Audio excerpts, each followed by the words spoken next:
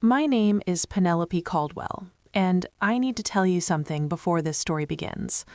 The night I saved a man's life in a dark alley, I did not feel brave. I felt terrified.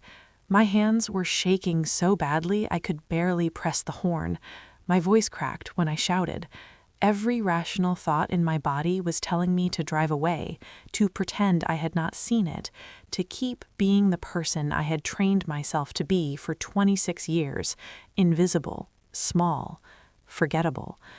But I did not drive away. And 4 days later, on Father's Day, the man I pulled out of that alley showed up at my front door with 5 black cars and a manila envelope and said 4 words in front of every person who had ever made me feel worthless.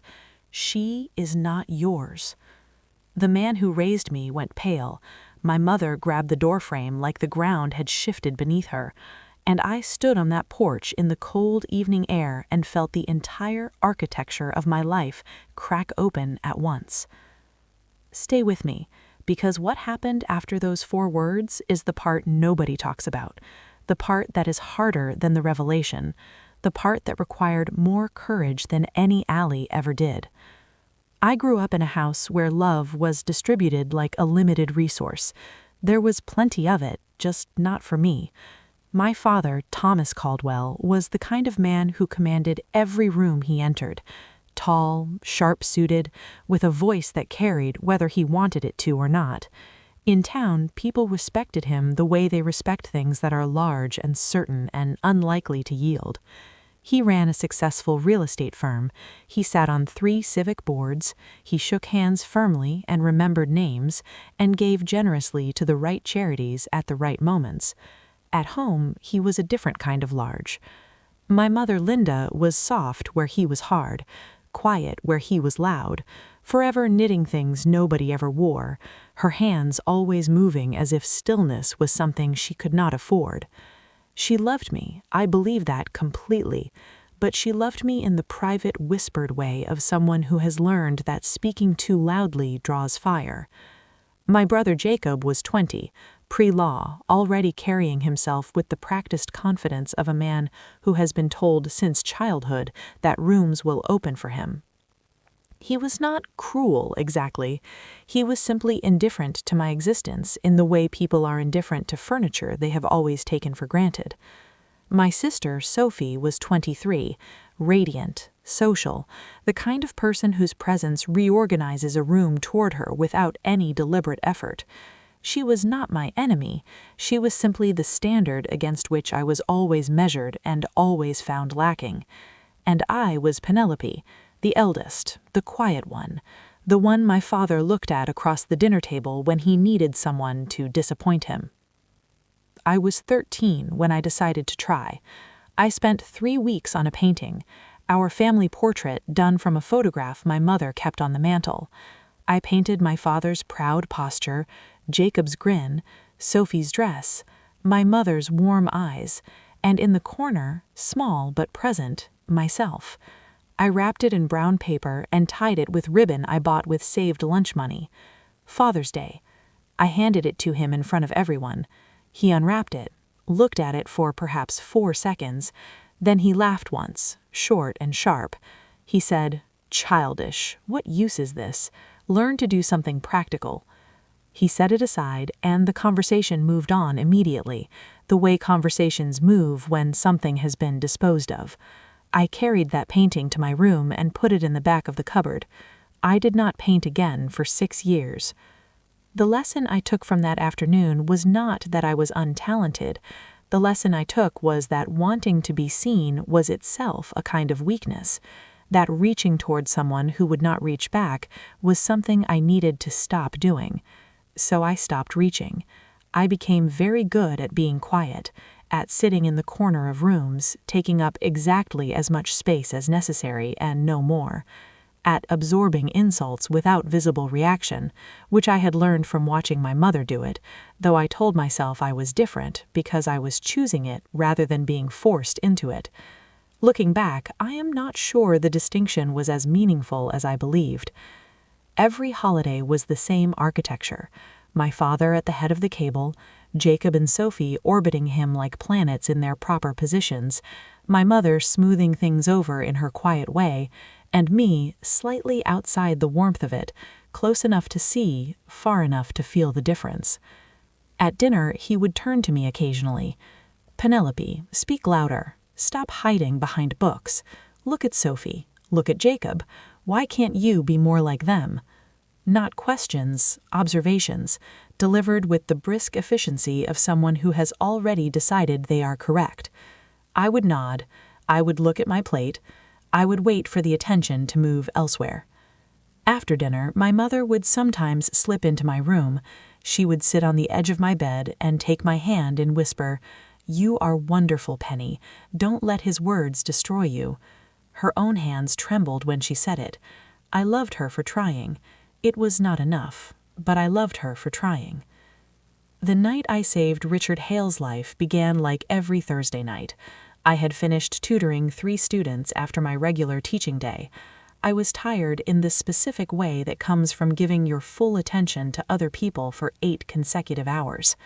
My sedan hummed along streets that were nearly empty, the yellow streetlights doing their best against the dark. I rolled down the window for air.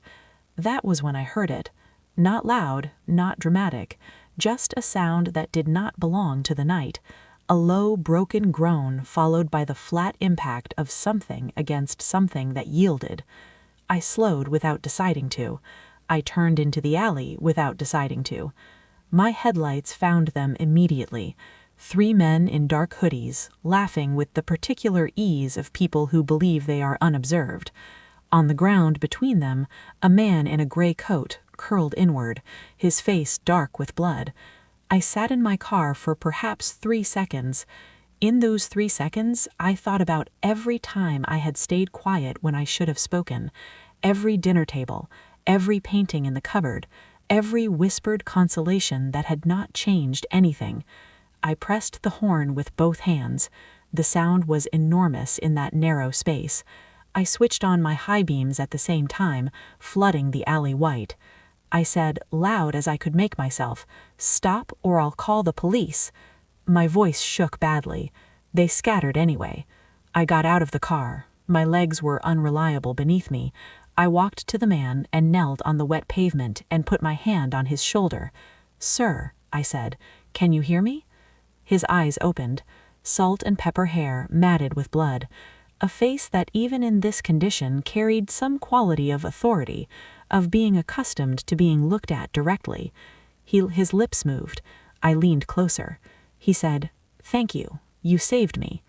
I called 911. I dragged him closer to the streetlight because the shadows felt dangerous. He was heavier than he looked, his coat soaked through and my jacket ruined before I realized what I was doing to it. The ambulance came. They took him. I drove home with blood on my hands and sat in my dark apartment for a long time. The following morning, I was pouring coffee when the news came on. Business magnate Richard Hale, 54, founder of Hale International Resorts, was brutally attacked last night, but narrowly survived thanks to the intervention of an anonymous citizen. The photograph they showed was the face from the alley. I set my mug down on the counter very carefully. Richard Hale. I had heard that name the way everyone in our town had heard it, in passing, in conversation, attached to buildings and deals and a general sense of magnitude. He had turned a single hotel into an empire that crossed 3 continents. People said his name with the particular reverence reserved for things that seemed to have always existed. I stood in my kitchen looking at his photograph on the screen and felt something I could not name yet. Not significance exactly, more like the sensation before a storm, when the air changes and you know something is coming but cannot see it yet. I told no one. At dinner that night, my father talked about Jacob's internship and Sophie's job interview and looked at me once to say I seemed distracted, and then looked away. I held the secret in my chest like something breakable. I followed the news updates. He was recovering. He was expected to make a full recovery. No arrests had been made. The anonymous citizen had not been identified. I did not come forward publicly. I'm not sure why exactly. Perhaps because the habit of staying invisible was still stronger than I knew. perhaps because I sensed in some part of myself I had not yet learned to trust, that this was not finished, that the thread between that alley and my life had not been fully pulled yet. I was right. Father's Day in the Caldwell house was a production designed to confirm what my father already believed about himself. The dining room filled with relatives and neighbors by noon. The table was enormous, covered in roasted meats and good wine, and the particular warm noise of people who are glad to be there. My father moved through it all like a man who has arranged everything and is pleased with the arrangement. I stood near the back with a glass of water. When he rose to speak, the room quieted the way rooms quiet when he wanted them to. He raised his glass. "To my children," he said, "my pride, my legacy." He turned to Jacob. "My son, the future lawyer, brilliant, confident, destined to carry the Caldwell name to greatness." Applause. Jacob's practiced modest smile. He turned to Sophie. "My beautiful daughter, full of charm. Everyone adores her, and rightly so." More applause. Sophie glowing. Then his eyes moved to me. I held very still. I told myself, this time will be different. He is in a good mood. There are guests. Even he must have limits. His lips curved. "And this," he said, lifting his glass in my direction, "is Penelope, the family disgrace." Laughter moved through the room like a wave. My cousins chuckled.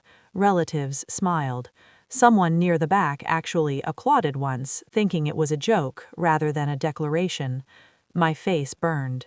I pressed my lips together and held the smile I had spent years learning to hold. The smile that said, "This doesn't touch me. I am above this. I am fine." Inside, I was not fine. Inside, the word disgrace was echoing in the particular frequency that bypasses thought and goes directly to the place where old wounds live. My mother sat frozen at the table. Her eyes found mine for a moment. The guilt in them was clear and enormous and entirely insufficient. She did not speak. She never spoke.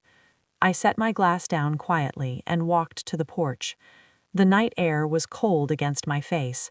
I gripped the railing and breathed and told myself what I had been telling myself for 26 years. It does not matter. You do not need him. You are fine. I was still repeating it when the headlights appeared at the end of the street. One car, then two, then five. Black SUVs moving in convoy, their polished surfaces catching the porch light as they lined up along the curb with the unhurried precision of people who have never needed to hurry. The noise inside died. Curtains shifted. My father pushed through the screen door and stood beside me on the porch, his expression moving from irritation at the interruption to confusion at the scale of it. The back door of the lead vehicle opened. Richard Hale stepped out. He was still bruised around the jaw, still moving slightly carefully the way people move when their ribs remind them of recent events. But the bruising and the caution existed within an overall bearing that made the vehicles and the suited men and the quiet evening feel like things arranged around him rather than things that contained him. He walked toward the porch without hesitation. His eyes found mine immediately. "Penelope Caldwell," he said. His voice carried easily across the yard. "We meet again." My father's confusion was becoming something else, something with an edge. "What business do you have here?" he said. His voice was still large, but I heard, beneath the largeness, a note I had never heard in it before: uncertainty. Richard did not look at my father. He looked at me. He held up the envelope in his hand. "I've come to deliver the truth," he said, and his voice was quiet enough now that the relatives pressed against the windows had to hold their breath to hear it. "The truth about this young woman." My father stepped forward. His posture had shifted into the aggressive geometry I knew well, the forward lean, the shoulders back, the jaw set. "Penelope is my daughter," he said, "and I won't have some billionaire come to my house and—" Richard's voice did not rise to meet his. It simply cut through. He said, "No, Thomas, she is not your daughter." He said, "She is mine." The silence that followed was the longest I have ever stood inside. I heard my mother make a sound behind me, not words, just the sound of air leaving a person unexpectedly. I heard the whisper move through the relatives pressed against the window glass like a current moving through water. My father's face went through 3 expressions in quick succession: shock, rage, and beneath both of them something that frightened me more than either: recognition, as if the words had confirmed something he had carried for a long time. He turned on Richard. "You liar!" His voice was huge and shaking. "You think you can walk into my home with your money and your men and your paper and take my child?" Richard opened the envelope. He removed a single sheet and held it up. "This is a DNA test," he said. "Probability of paternity, 99.9%. Penelope Caldwell is my biological daughter." The yard erupted, relatives talking over each other, Sophie's voice somewhere behind me saying, "What?" Jacob silent, which told me more than speaking would have. My father's control broke. He turned on me. His finger was pointing at my chest, and his eyes were the eyes of someone who has decided that the thing closest to him is responsible for what is happening to him.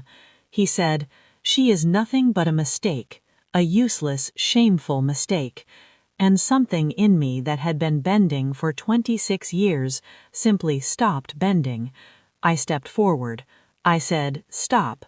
My voice shook at first, then it did not. I said, "Stop calling me a disgrace. Stop pretending you ever wanted me here. I am done being invisible in this house.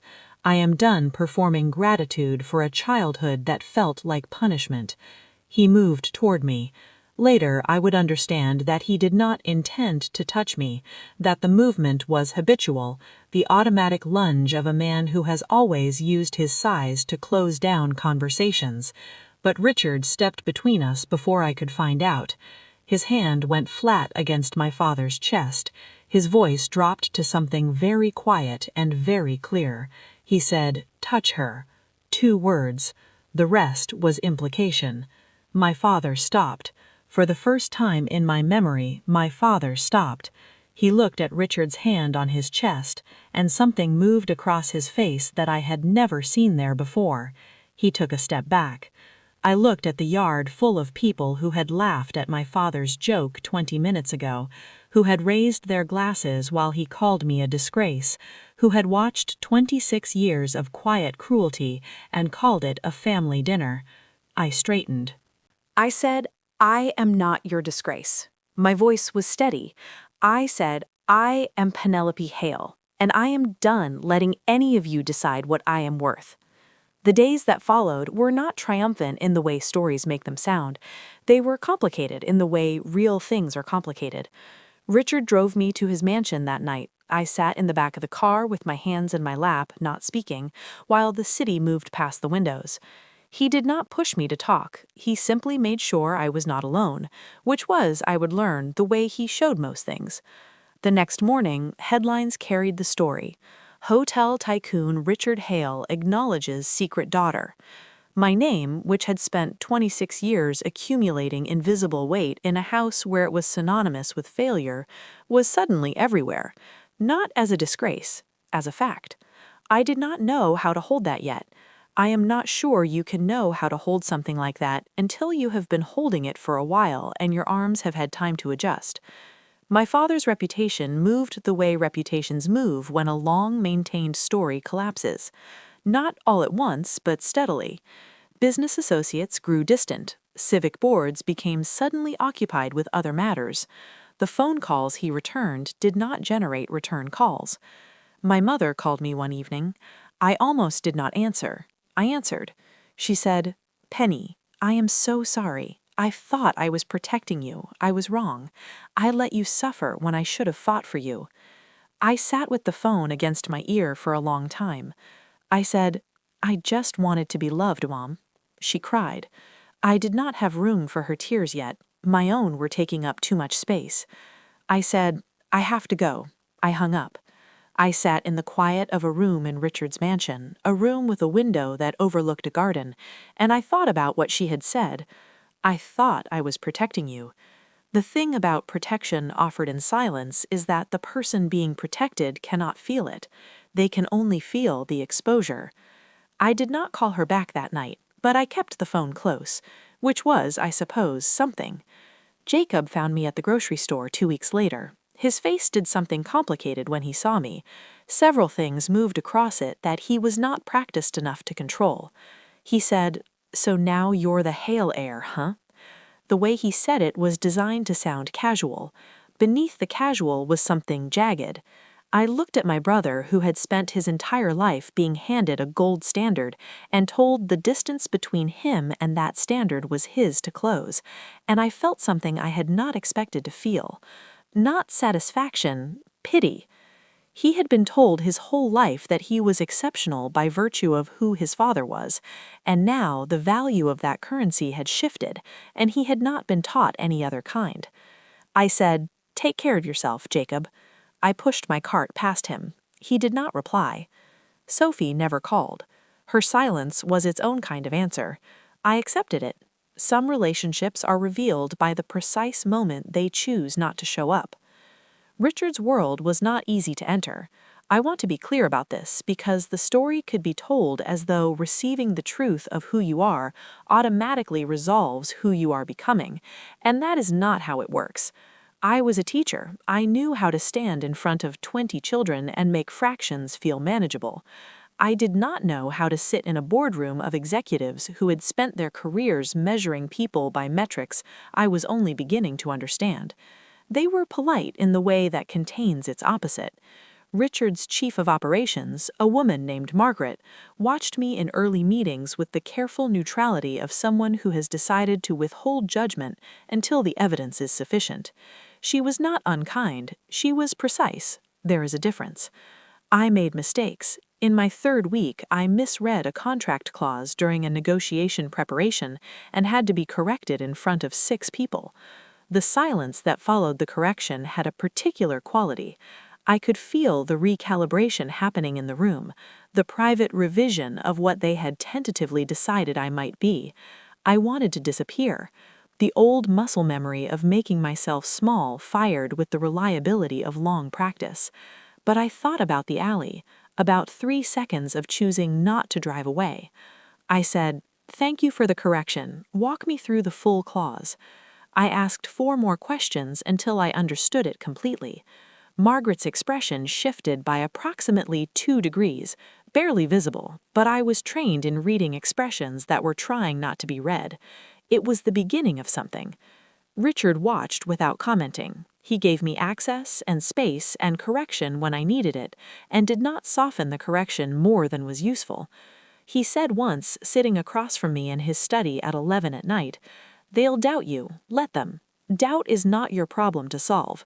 Your problem is to know the answer before they finish forming the question."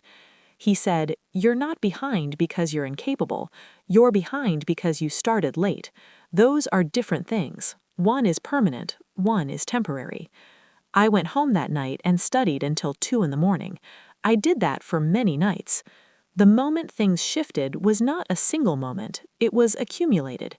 It was the negotiation where I recognized a leverage point that 2 senior advisors had missed and said so clearly and was right. It was the site visit where I asked the question that revealed a zoning problem before it became a crisis. It was the meeting where Margaret looked at me across the table and gave me a nod that was barely a movement, but landed like a door opening. It was not sudden, it was built. That is the thing about becoming something. It does not happen in the moments other people witness. It happens in the 11 p.m. study sessions and the early morning walks when you are rehearsing arguments you might need, and the small private decisions to keep going when stopping would have been so much easier. I became something in the spaces between the moments that were visible. The second Father's Day arrived the way significant days do, quietly until they are here. Richard's garden in the afternoon light looked like something someone had imagined carefully and then built. The table was simple: flowers, food, a handful of people who actually knew each other.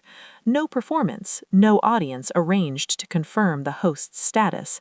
Just a meal eaten by people who were glad to be present for it.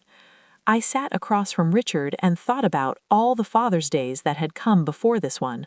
The dining table with its roasted meats and its wine and its specific geometry of who sat where and what it meant, the painting in the cupboard, the word disgrace delivered in front of people who laughed. Richard raised his glass. He said, "To Penelope, to my daughter, to everything still ahead." My throat closed.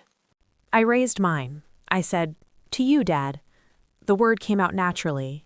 I had been afraid it would not, that it would feel like a costume, something borrowed, something I had not yet earned the right to wear. It did not feel like that. It felt like the correct name for a true thing. He smiled at me across the table, and his eyes were full of something I had spent 26 years wanting to see aimed in my direction. Not pity, not performance, pride, the real kind that does not require an audience. I went back to my mother in the fall, not because I had fully forgiven her. Forgiveness is not a decision you make once. It is something you make and remake on different mornings, depending on how much sleep you got and what you dreamed about. I went back because I had been thinking about what she said. I thought I was protecting you. She had been wrong, her method had been wrong, the silence had been wrong, the years of witnessing and not intervening had been wrong, but the intention behind it, the thing she was trying to do even as she failed to do it correctly, was not nothing. I am the daughter of a woman who did not know how to fight the thing that was hurting me and lived with that failure in her own body for 26 years. I cannot make that simple. I went to her small apartment on a Tuesday afternoon. I brought food because bringing food is the way my family communicates things that are too large for words. She opened the door and looked at me, and her eyes immediately filled. I said, "Don't cry yet, let's eat first." She laughed through the beginning of the tears. We sat at her kitchen table and we ate, and we talked about small things for a while. Then she said, "I am sorry, Penny. Not in the way that is asking you to make me feel better, just sorry, for all of it." I looked at her hands on the table, the same hands that had pushed food toward me that she had not eaten, that had squeezed mine in the dark and whispered things she could not say in daylight. I said, "I know." I said, "I am not there yet, but I am working toward it." She nodded. She did not ask me to hurry, which was, perhaps, the most loving thing she had ever offered me. There is a room in Richard's mansion that he showed me on my third day there. It was not grand, not the study, not the boardroom, not the dining room with its view of the garden. It was a small room off the east corridor, filled with what appeared to be nothing particularly important. Old files, a drafting table, a window that faced north and therefore got no direct sun. He said, "This was where I worked when I had the first hotel, before anyone believed it would become more than that." He said, "Some mornings I still come here, to remember what it felt like before the certainty arrived, when it could still had been nothing." I looked around the room. I said, "Why are you showing me this?" He said, "Because the people who build things need to remember that they built them, not that they were given them, not that they were destined for them, that they decided to build them and then kept deciding every morning until one morning they looked up and the thing existed." He said, "You are going to build things, Penelope. I want you to remember this room when it gets hard. I want you to remember that certainty is not the prerequisite. The decision to keep going is." I stood in that room for a moment. I thought about a 13-year-old with a painting wrapped in brown paper and ribbon bought with lunch money. I thought about an alley and 3 seconds. I thought about 11 p.m. and study materials and Margaret's 2-degree nod. I said, "I understand." He nodded. He left me in the room alone. I stood there for a while longer, then I went back to work. I am not the same person I was the night I drove into that alley. I am not better in all the ways I expected. I am better in ways I did not anticipate and still working on the ways I thought would be simpler. I still have mornings where the word disgrace surfaces without warning, where I am sitting in a meeting or walking through the atrium of a building I helped negotiate the acquisition of, and the old weight settles briefly on my shoulders, and I feel the pull of the familiar smallness. I do not disappear into it anymore. I notice it, I name it, I set it aside. This is not the same as it being gone, but naming it, it turns out, removes most of its power. I am learning that the work of becoming who you actually are is not finished by a single night on a porch, by a DNA result, by the love of a father who sees you clearly. It is finished, or rather, it is continued, in the accumulation of small, deliberate choices. The choice to speak when silence would be safer. The choice to ask the question that reveals you do not yet know the answer. The choice to sit at your mother's kitchen table and say, not yet, but working toward it, instead of nothing or everything. The choice to stop measuring your worth by the estimation of people who were never qualified to assess it. Richard said to me recently, sitting in the garden as the evening came in, "Do you know what I noticed the night you found me?" I said, "What?" He said, "You were shaking. Your voice was shaking. I could hear it when you shouted at them. You were terrified." I said, "I was." He said, "And you got out of the car anyway." He looked at me. He said, "That is who you are, Penelope. Not the wealth, not the name, not the inheritance. The getting out of the car." I sat with that for a while. The garden held the last of the light. I thought about everything that getting out of the car had cost me and given me and broken open in me. I thought, I could paint it again, better this time, with different people in it. I said, "I know, Dad." I said, "I know who I am." And for the first time in my life, I meant it completely.